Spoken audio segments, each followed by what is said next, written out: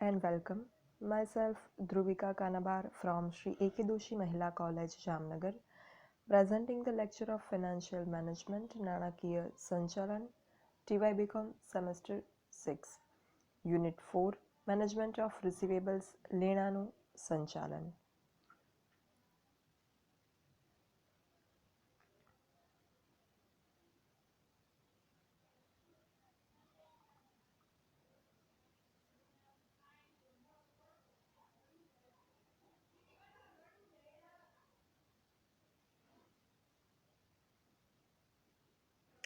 આપણે વ્યક્તિગત ગ્રાહકોને શાખ આપવાની કાર્યવાહી વિશે વાત કરી રહ્યા હતા. ક્રેડિટ એનાલિસિસ ફોર અસેસિંગ અ પ્રોસ્પેક્ટિવ કસ્ટમર. એમાં આ જે કાર્યવાહીના 6 સ્ટેપ છે એ 1 બાય 1 એની કાર્યવાહી કરવામાં આવે છે ગ્રાહકોને શાખ આપતી વખતે. એમાંથી આપણે સ્ટેપ નંબર 1 ગ્રાહકની શાખ પાત્રતાના ધોરણો standards for credit worthiness of customer એની ચર્ચા કરી લીધી છે. સ્ટેપ નંબર 2 શાખ અંગેની માહિતી મેળવવી ઓબ્ટેનિંગ ક્રેડિટ ઇન્ફોર્મેશન એની પણ ચર્ચા કરી લીધી છે. સ્ટેપ નંબર 3 શાખ અંગેની તપાસ ક્રેડિટ ઇન્વેસ્ટિગેશન એન્ડ ડિસિઝન એની પણ ચર્ચા કરી ચૂક્યા છીએ. હવે આપણે બાકીના સ્ટેપનું ડિસ્કશન કરીએ તો સ્ટેપ નંબર 4 શાખ વિશ્લેષણ ક્રેડિટ એનાલિસિસ. જે આપણે આંતરિક અને બાહ્ય પ્રાપ્તિ સ્થાનોની વાત કરીએ internal and external sources of credit information એમાંથી માહિતી મેળવ્યા પછી એનું વિશ્લેષણ કરવામાં આવે, એને એનાલાઇઝ કરવામાં આવે. આમાં ગ્રાહકના નાણાકીય પત્રકો જે છે એ ખાસ કામ આવે. જે ફિનાન્શિયલ સ્ટેટમેન્ટ્સ હોય, એન્યુઅલ અકાઉન્ટ્સ હોય, P&L account and balance sheet હોય, એના આંકડાઓનો એની વિગતનો ઉપયોગ કરીએ અને આ એનાલિસિસ વિશ્લેષણ કરવામાં આવે છે. અને એનું વિશ્લેષણ કરી અને જરૂરી ગુણોત્તરો જે છે રેશિયોઝ છે એના દ્વારા તરલતા, નફાકારકતા, સદ્ધરતા, નાણાં પરત કરવાની શક્તિ આ બધી માહિતી મેળવાય છે. તમે જે ગુણોત્તર પ્રમાણનું ચેપ્ટર અકાઉન્ટમાં શીખ્યા એમાં જે કરંટ રેશિયો છે, ચાલુ ગુણોત્તર છે, જે એસિડ રેશિયો છે એ તરલતા માપવા માટે ઉપયોગી છે. પછી જે નફાકારકતા છે, પ્રોફિટેબિલિટી રેશિયોઝ છે એ નફાકારકતા માપવા માટે ઉપયોગી છે. તો આ રીતના જે અલગ અલગ રેશિયોઝ છે, ડેટ ઇક્વિટી રેશિયો છે તો એ સદ્ધરતા માટે જાણવા માટે ઉપયોગી છે. આ રેશિયોઝ જે છે એ આ બાબત માટે ઉપયોગી થાય છે. અને ગુણોત્તર વિશ્લેષણથી ગ્રાહકની નાણાકીય આર્થિક પરિસ્થિતિ જે છે એનો ક્યાસ કાઢી શકાય. આ વિશ્લેષણ કરીએ એટલે આપણને ખ્યાલ આવે કે ગ્રાહક જે છે એ નાણાકીય રીતે કેટલા સદ્ધર છે અને આપણા નાણાં ચૂકવી શકવા માટે કેટલા જે છે એ સક્ષમ છે. હવે એ ખ્યાલ આવશે આપણને પછી જ આપણે જે છે એને ઉધાર નાણાં આપીશું, ઉધાર વેચાણ કરીશું, સોરી. તો એ જે છે એ ખ્યાલ મેળવવો પહેલાં બહુ જ જરૂરી છે. અને એ ખ્યાલ મેળવવા માટે આપણે આ પ્રકારની માહિતીઓ જે છે એનું આપણે એનાલિસિસ કરતા હોઈએ છીએ. નાણાકીય પત્રકો હોય એના ઉપરથી ગ્રાહકના ગુણોત્તરોને ધંધાના સરેરાશ ગુણોત્તરો સાથે સરખાવવામાં આવે છે અને એના અંગેની જે છે એ ઇન્ફોર્મેશન મેળવવામાં આવતી હોય છે.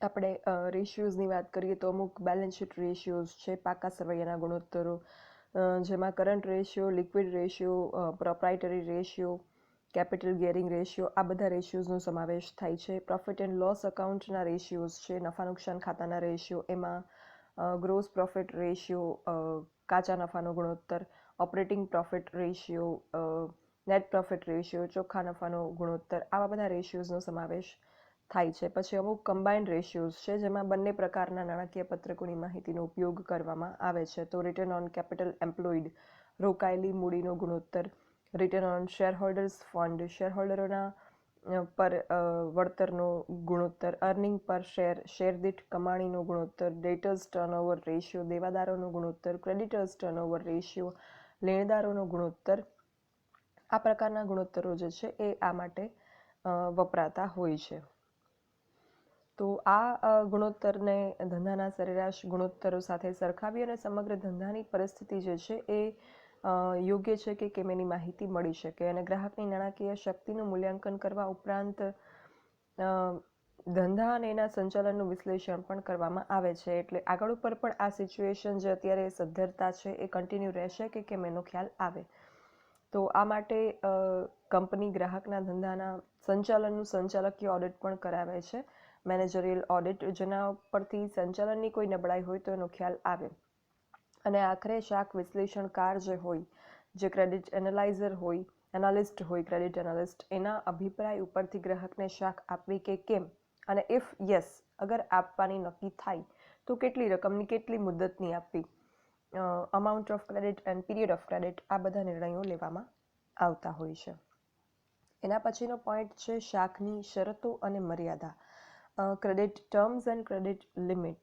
આપણે શાખનું વિશ્લેષણ કર્યું, શાખ વિશ્લેષણ ઉપરથી આપણે ગુણોત્તરો ઉપરથી માહિતી મેળવી, સંચાલકીય ઓડિટ કરાવ્યું અને શાખ અંગેના નિર્ણય લીધો આપણે કે કેટલી રકમ આપવી, કેટલી મુદ્દતની, આ બધું જે છે એના ઉપરથી નિર્ણય લેવામાં આવતો હોય છે. આ સ્ટેપમાં ખરેખર નિર્ણય લેવામાં આવે છે, શાખની શરતો અને મર્યાદા નક્કી કરવામાં આવે છે, credit terms and credit limit. તો શાખ વિશ્લેષણ કર્યા પછી જે છે એ ગ્રાહકની શાખ પાત્રતા નક્કી થયા પછી આ બે બાબતો ધ્યાનમાં લેવામાં આવે છે. એમાં જે શાખની શરતો છે એમાં 3 બાબતોનો સમાવેશ થાય છે. કન્ડિશન્સ ફોર ક્રેડિટમાં 3 મેટર્સ આર ઇન્ક્લુડેડ. શાખનો સમય, ક્રેડિટ પીરિયડ, રોકડ વટાવ, કેશ ડિસ્કાઉન્ટ, રોકડ વટાવનો સમય, પીરિયડ ઓફ કેશ ડિસ્કાઉન્ટ.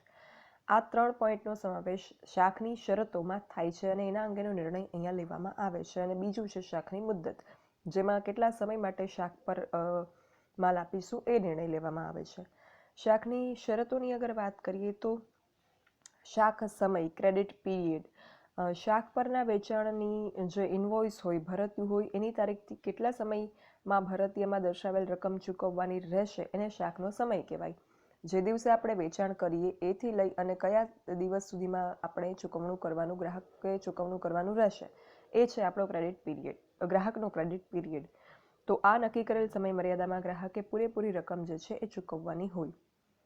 બીજું છે રોકડ વટાવ. આપણે અગાઉ પણ વાત કરેલી કે આપણે એવું ઈચ્છીશું કે સમયસર આપણા નાણાં જે છે એ પરત આવી જાય. શાખ સમય ભલે કન્ટિન્યુ હોય, બાકી હોય શાખ સમય, પણ છતાં પણ આપણા નાણાં આપણને વહેલી તકે મળી જાય એવું આપણે ઈચ્છીશું. શા માટે? કારણ કે આપણા નાણાં આપણને જેટલા વહેલા મળશે એટલું આપણે એનું અન્ય જગ્યાએ રોકાણ કરી શકીશું અને એમાંથી આવક કે કમાણી કરી શકીશું.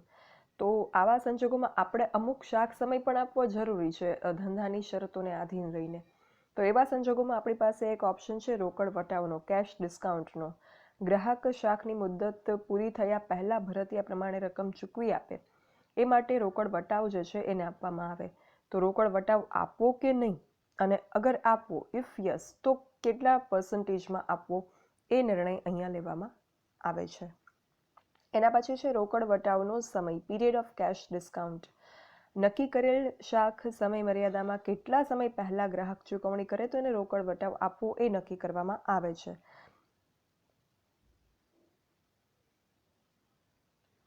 જેમ કે 2/10 નેટ 30 દિવસ. તો ગ્રાહક જે છે એ શાખની મુદ્દત 30 દિવસની ગ્રાહકને સપોઝ આપેલી હોય, તો એમાં શરત અનુસાર ભરતીયાની તારીખથી 10 દિવસમાં અગર ગ્રાહક નાણાંની ચૂકવણી કરે તો એને 2% લેખે વટાવ આપવામાં આવે છે.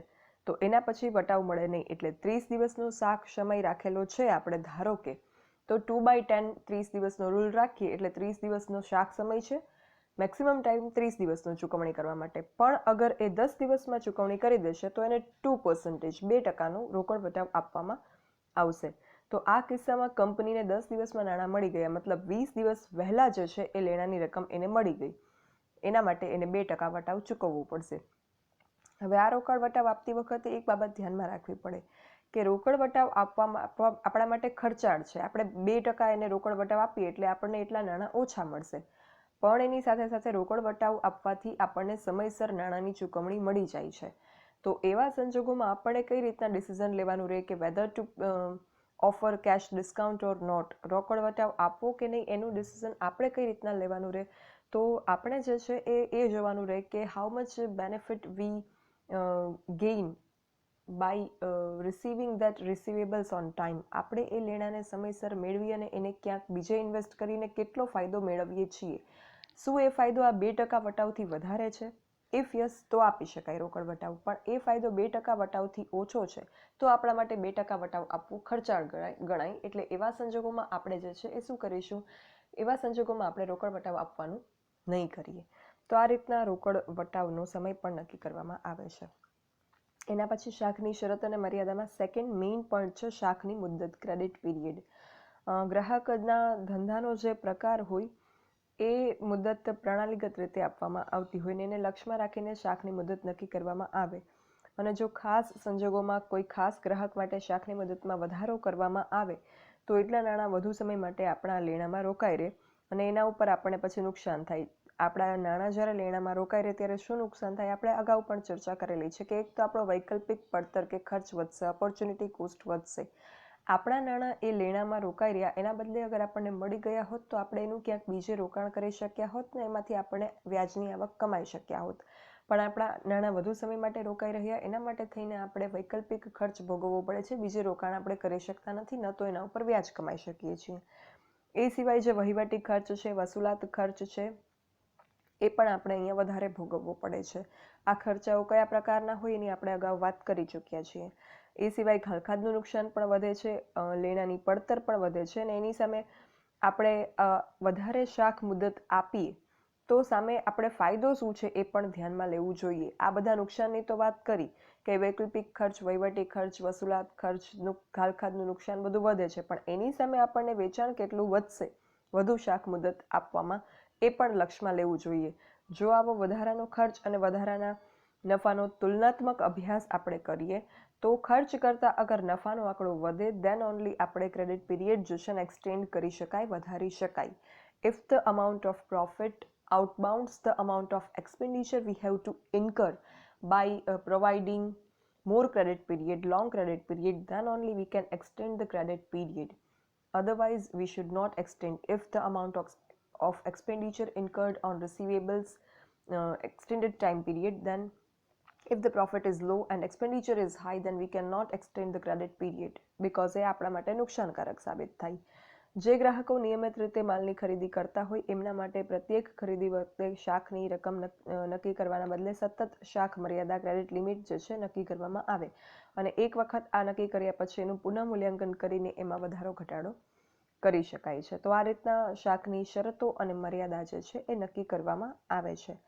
અને એ પછીનો લાસ્ટ પોઈન્ટ છે લેણા વસૂલાતની કાર્યવાહી, કલેક્શન પ્રોસિજર. વ્યક્તિગત ગ્રાહકો છે એને શાખ પર માલ વેચવામાં આવે ત્યારે શાખની શરતો અનુસાર લેણાની વસૂલાત કરવાનું બહુ જ જરૂરી છે. અધરવાઇઝ આપણા લેણા ઉપર જે આપણા ખર્ચાઓ છે, વૈકલ્પિક ખર્ચ, વહીવટી ખર્ચ, વસૂલાત ખર્ચ, ઘરખાધનું નુકસાન, આ બધું વધવાની સંભાવના છે. આ ન થાય એના માટે આપણે શાખ વિભાગ કે હિસાબ વિભાગ જે આપણો હોય, ક્રેડિટ ડિપાર્ટમેન્ટ ઓર અકાઉન્ટ ડિપાર્ટમેન્ટ, એને લેણા વસૂલાતની કાર્યવાહી ની જવાબદારી સોંપેલી હોવી જોઈએ. લેણા વસૂલાતની કાર્યવાહી જે છે એ કઈ રીતના થાય? તો બધા ગ્રાહકોને દર મહિનાના અંતે એમના ખાતાનો જે રેકોર્ડ હોય એ મોકલવામાં આવે. શાખની મુદત જેની પૂરી થઈ ગઈ હોય એને લેણાની ચૂકવણી અગર ગ્રાહકે ન કરી હોય શાખની મુદત પૂરી થયા પછી પણ, even the credit period is over, તો એને જે છે એ વિવેકપૂર્ણ રીતે એક યાદીપત્ર કે ઉઘરાણી પત્ર લખવામાં આવે છે, રિમાઇન્ડર લેટર લખવામાં આવે છે. આમાં કોઈ જ અશિષ્ટ ભાષાનો કે ધમકીભર્યા શબ્દોનો ઉપયોગ ન કરવો જોઈએ કારણ કે એનાથી આપણા ધંધાકીય સંબંધો બગડવાની સંભાવના રહે. બની શકે કે કોઈ વ્યાજબી કારણોસર એ નાણાં ન ચૂકવી શક્યા હોય શાખની મુદત પૂરી થયા છતાં પણ. એટલે જે આપણે ફર્સ્ટ લેટર લખીએ ઉઘરાણીનો, આ તમે બીસીમાં પણ શીખ્યા છો કે જ્યારે આપણે રિકવરીનો ઉઘરાણીનો પહેલો લેટર લખીએ ત્યારે આપણે ક્યારેય કોઈ પણ પ્રકારના ખરાબ શબ્દનો તો આપણે ક્યારેય પણ ઉપયોગ ન કરી શકીએ, પહેલો લેટર હોય કે ગમે એટલામાં. બટ આપણે કોઈ પણ પ્રકારની ટૂંકમાં ધમકીભર્યો કે કડક ભાષાનો વપરાશ ન કરવો જોઈએ. આઈ વિલ સે આપણે જે છે એ વિવેકપૂર્ણ શબ્દોથી એમને યાદી મોકલવી જોઈએ કે અમે જાણીએ છીએ કે બહુ જ કોઈ જ વ્યાજબી કારણો હશે એ માટે થઈને જ તમે નાણાં નથી ચૂકવી શક્યા. આ માત્ર એક હળવી યાદી છે, સોફ્ટ રિમાઇન્ડર છે ટુ પે યોર ડેટ્સ એમ કરી અને આપણે વિવેકપૂર્ણ રીતે એક ઉઘરાણી પત્ર સૌથી પહેલાં લખવામાં આવે જ્યારે ક્રેડિટ પીરિયડ પૂરો થઈ જાય અને નાણાં ન આવે ત્યારે. એના પછી ગ્રાહક લેણાની ચૂકવણીમાં માની લો કે નિષ્ફળ ગયા. યાદીપત્ર લખવા પછી પણ, રિમાઇન્ડર લેટર લખ્યા પછી પણ અગર ગ્રાહક જે છે એ આપણને ચૂકવણી નથી કરતા તો આપણે એને કડક ભાષામાં યાદીપત્ર લખવું પડે. એટલે થોડું જે છે આપણે કડક વલણ પછી દાખવી શકીએ.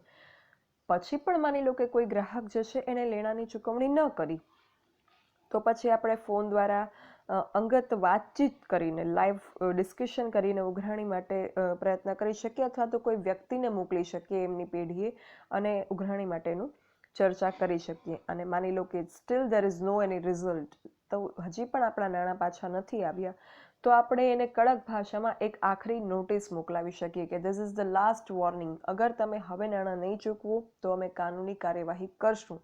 આવા પ્રકારનું એક કડક ભાષામાં નોટિસ આપણે મોકલવાની રહે. અને પછી પણ માની લો કે નાણાંની વસૂલાત ન થાય તો ત્યારે નાણાંની વસૂલાત માટે આપણી પાસે there is only one way, that is legal proceedings. એ આપણે કરવી જરૂરી છે. આ સ્ટેપ બાય સ્ટેપ થવું જોઈએ. આપણે એમ ના કરી શકીએ કે આપણે સૌથી પહેલાં જ નોટિસ મોકલી દઈએ અથવા તો આપણે શરૂઆતમાં જ કડક ભાષામાં પત્ર લખીએ અથવા તો આપણે શરૂઆતમાં જ ડાયરેક્ટ એમને કોલ કરીએ કે પછી રૂબરૂ મળવા જતા રહીએ કે કેમ તમારા લેણા હજી ચૂકવાયા નથી. No, it is not the business courtesy. જ્યારે બિઝનેસ રિલેશન્સની વાત થતી હોય ત્યારે બહુ જ ડિસિપ્લિન મેનરમાં, કર્ટિયસ મેનરમાં આ બધા રિલેશન્સ હેન્ડલ કરવા પડતા હોય છે.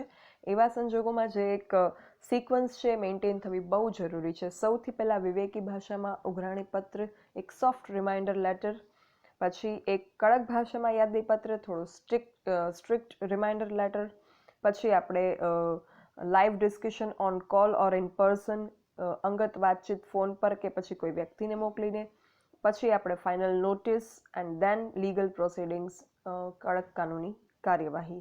આ રીતના સ્ટેપ થવા જોઈએ. અને આ વસૂલાતની કાર્યવાહી બધા જ ગ્રાહકોને સમાન રીતે લાગુ પાડી શકાય નહીં.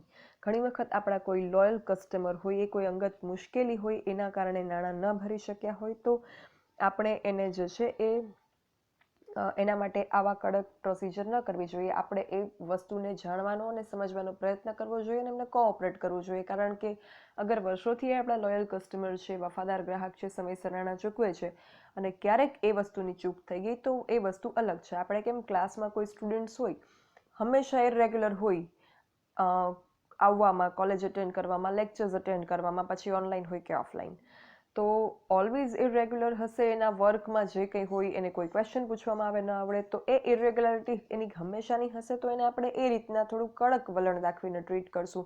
પણ અગર કોઈ વ્યક્તિ બહુ જ રેગ્યુલર હશે અને ક્યારેક એનાથી કંઈ ચૂક થઈ જાય તો આપણે સમજી શકીશું કે there must be some valid reason for that thing. એવી રીતના અહીંયા પણ ગ્રાહક આપણા અગર લોયલ કસ્ટમર હશે તો આપણે એમને એ આપણા માનવંતા ગ્રાહક વ્યાજબી કારણસર કોઈ નિયત મુદ્દતના અંતે નાણાં ન પહોંચાડી શક્યા હોય તો એવા કોઈ ખાસ કિસ્સામાં આપણે યોગ્ય વિચારણા કરવી જોઈએ અને નિયમોને જડ રીતે વળગી રહેતા નથી. અને આપણા ગ્રાહકો છે એ ગુમાવી નથી આપણે બેસતા. એટલે એવા સંજોગોમાં આપણે વિવેકપૂર્ણ રીતે કાર્યવાહી કરવી જોઈએ. So that is all about credit investigation procedure, જે વ્યક્તિગત ગ્રાહકોને શાખ આપવાની કાર્યવાહી હતી. ક્રેડિટ એનાલિસિસ ફોર અસેસિંગ અ પ્રોસ્પેક્ટિવ કસ્ટમર, એના જે 6 સ્ટેપ હતા એ 6 સ્ટેપનું ડિસ્કશન ડિટેલમાં અહીંયા આપણું પૂરું થાય છે. Thank you, and for any doubts or queries you can write me on this mail dbcareerdhruvika@gmail.com. Thank you.